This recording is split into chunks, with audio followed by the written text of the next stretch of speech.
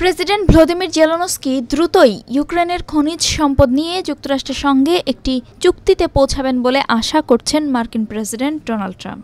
২১ ফেব্রুয়ারি oval অফিসে খনিজ সম্পদ নিয়ে ইউক্রেনের সঙ্গে চুক্তির অগ্রগতি বিষয়ে সাংবাদিকদের একথা জানান ট্রাম্প। রয়টার্সের প্রতিবেদন বলছে, ট্রাম্প প্রশাসন ইউক্রেন যুদ্ধ অবসানে একটি শান্তি আলোচনা শুরুর উদ্যোগ নিয়েছে, কিন্তু ওই আলোচনা শুরুর আগে কিয়েভকে একটি খনিজ চুক্তি করার প্রস্তাব দিয়েছেন ট্রাম্প। তিনি জানান, আশা করি যত দ্রুত সম্ভব আমরা একটি চুক্তি সই করতে যাচ্ছি। আরও বলেন, তার বিশ্বাস রাশিয়ার প্রেসিডেন্ট ভ্লাদিমির পুতিন ও ইউক্রেনের প্রেসিডেন্ট জেলেনস্কিকে একত্রে বসতেই হবে। এর কারণ হিসেবে তিনি বলেন, লাখো মানুষের প্রাণহানি বন্ধ করতে চাই আমরা। আমি এই কারণে একটি যুদ্ধবিরতি চুক্তি দেখতে চাই এবং একটি চুক্তি করতেও চাই। আমার মনে হয় আমাদের চুক্তিটি করার সুযোগ আছে। রাশিয়া যে এটা করতে চায় তা আমাকে নিশ্চিত করতে হয়েছে। একই দিন হোয়াইট হাউসে অন্য একটি অনুষ্ঠানে জেলেনস্কির সমালোচনা করে ট্রাম্প বলেন, পুতিনের সঙ্গে আমার খুব ভালো আলোচনা হয়েছে, কিন্তু ইউক্রেনের সঙ্গে ততটা হয়নি। তাদের হাতে কোনো কার্ড নেই, তারপরও তারা কঠিন খেলছে।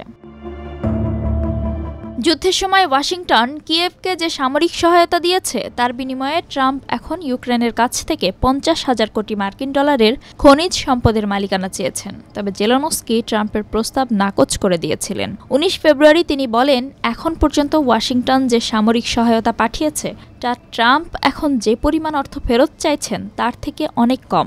এছাড়া ট্রাম্পের প্রস্তাবে সুনির্দিষ্ট করে নিরাপত্তা নিশ্চয়তাও দেওয়া হয়নি।